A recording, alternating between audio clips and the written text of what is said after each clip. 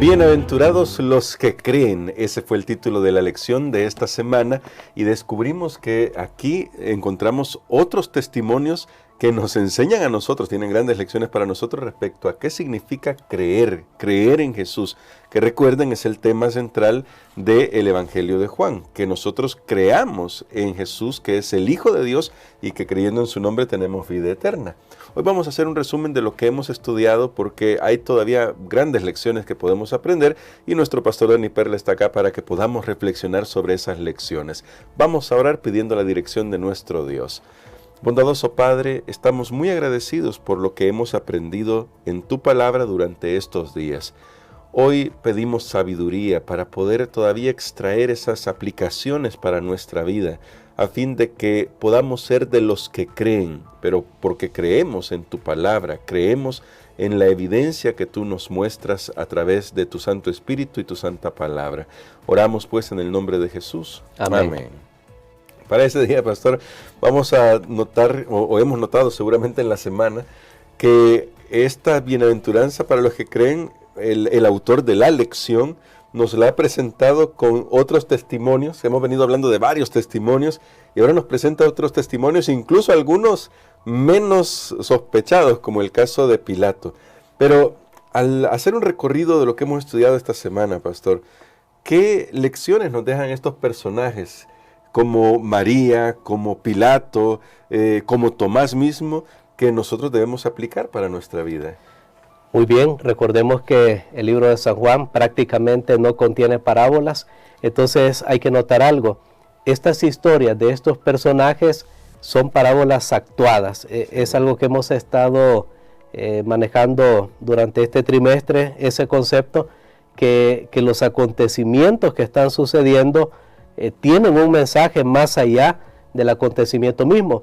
Y hablando de testimonio y de estos personajes, nosotros podemos notar que la manera como ellos responden a Jesús es el punto que Juan quiere enfatizar y es lo que nos debe interesar a nosotros ahora. ¿Cómo respondieron ellos a Jesús?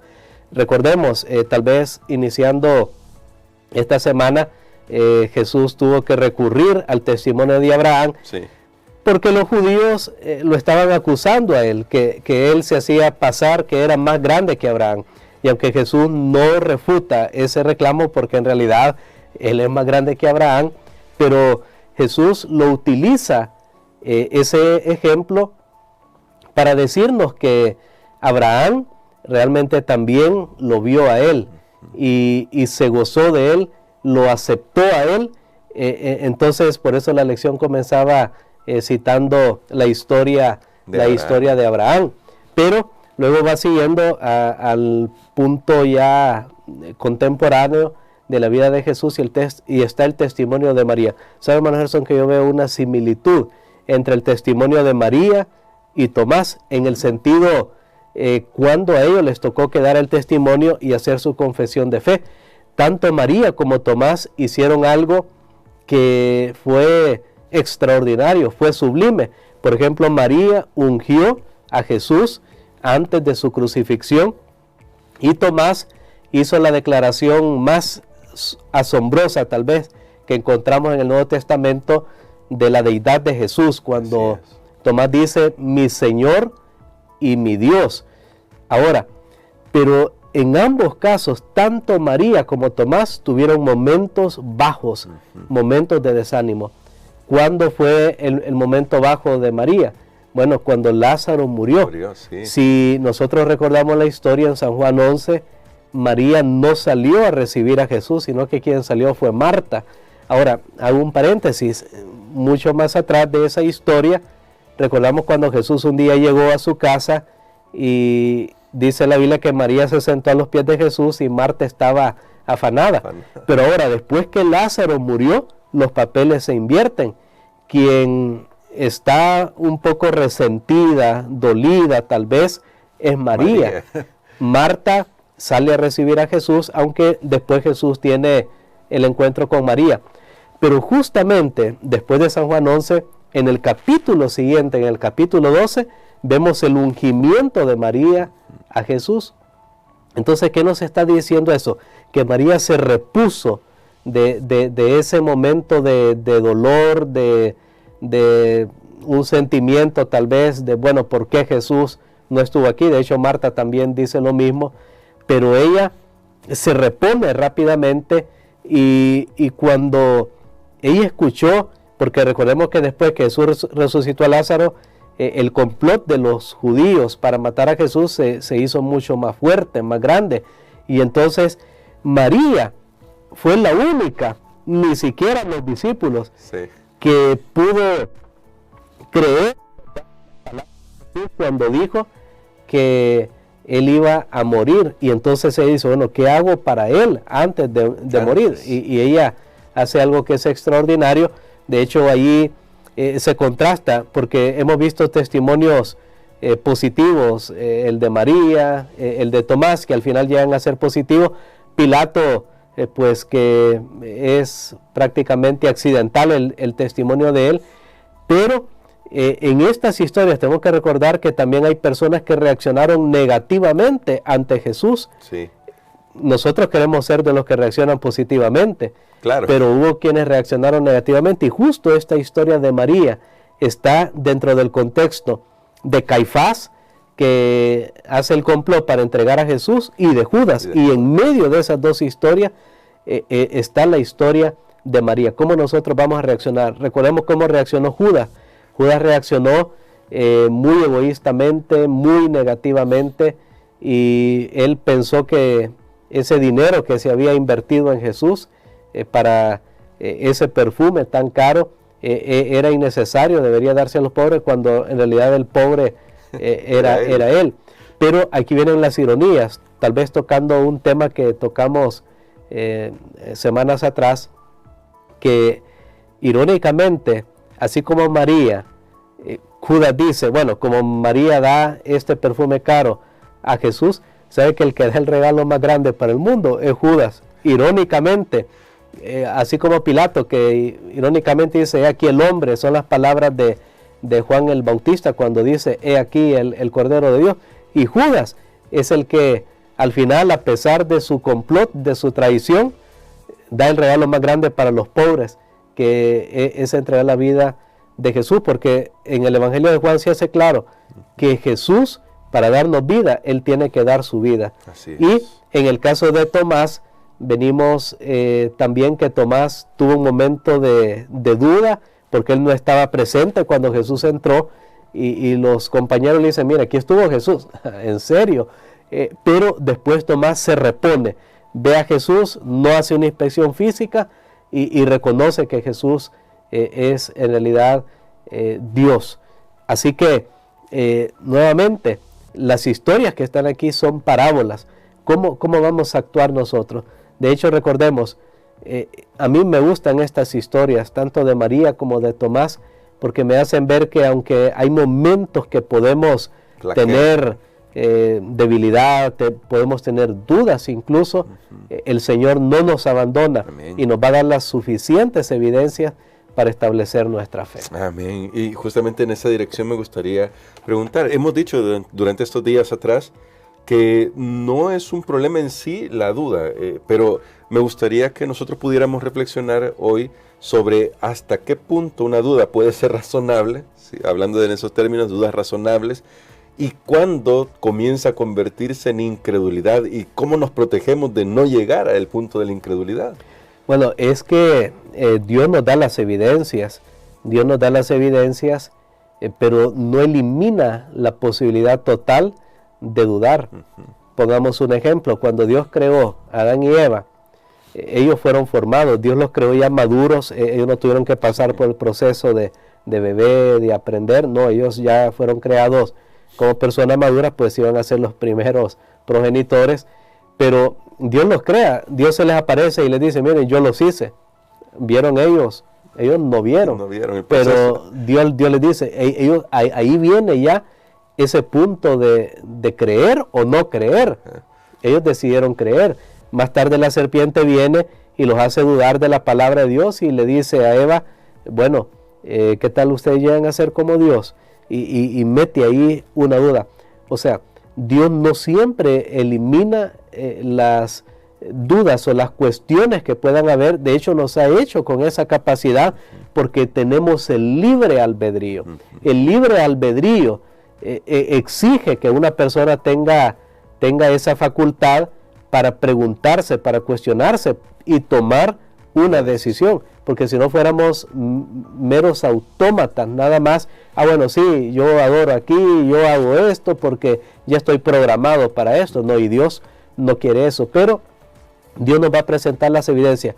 ¿Cuándo es que se convierte en incredulidad? Cuando hay dudas y nosotros tratamos de buscar una respuesta, como Tomás, ¿en serio?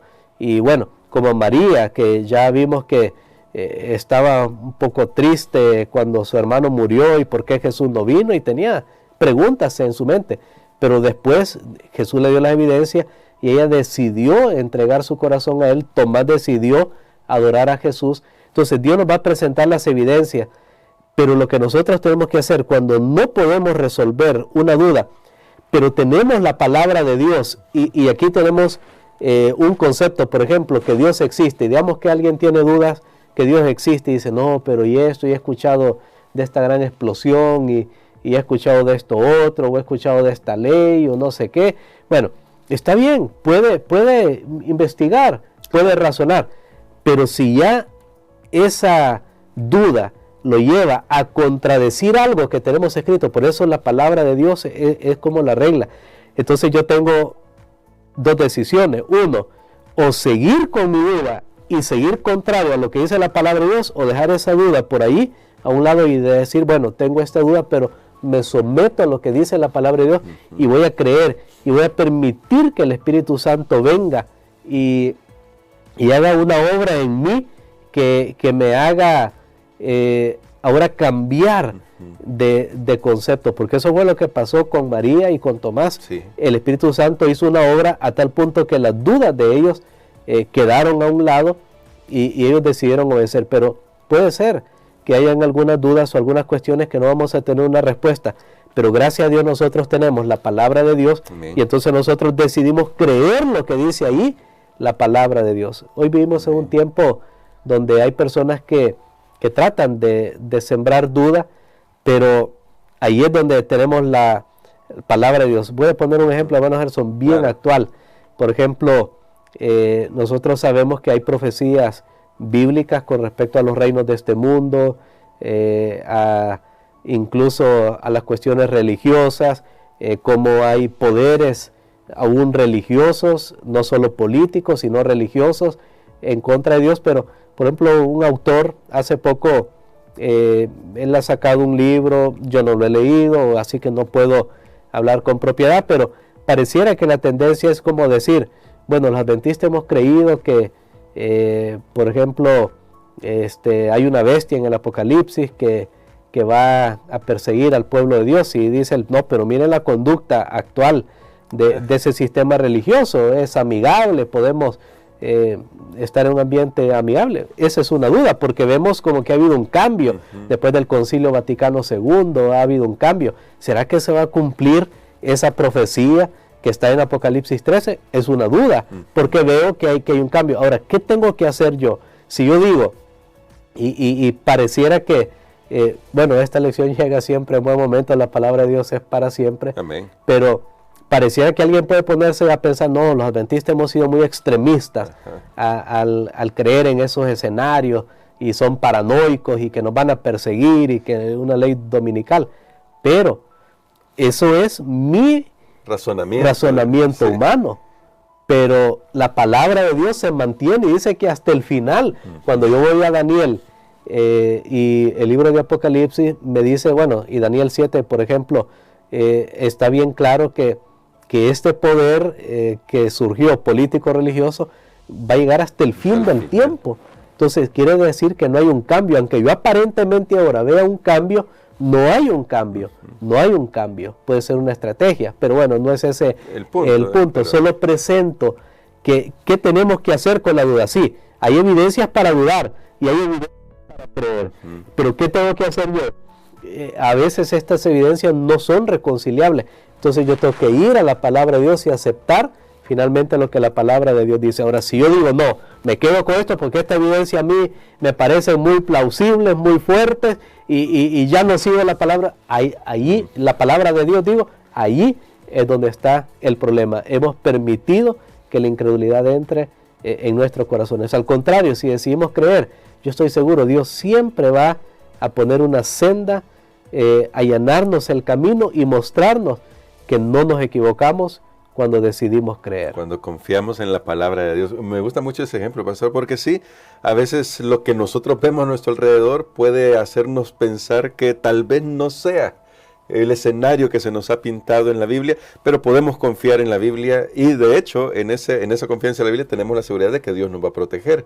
Y quizás en esa línea también, pastor, y viendo el ejemplo de Pilato y qué lecciones tenemos para nosotros, aun cuando tengamos ciertas convicciones, porque Pilato llegó a la convicción de que Jesús era inocente, ¿cómo podemos dar el paso al frente que finalmente no dio Pilato? Aun cuando eso tenga un costo personal para nosotros, el de mantener nuestra confianza en ese testimonio que el Espíritu Santo está dando.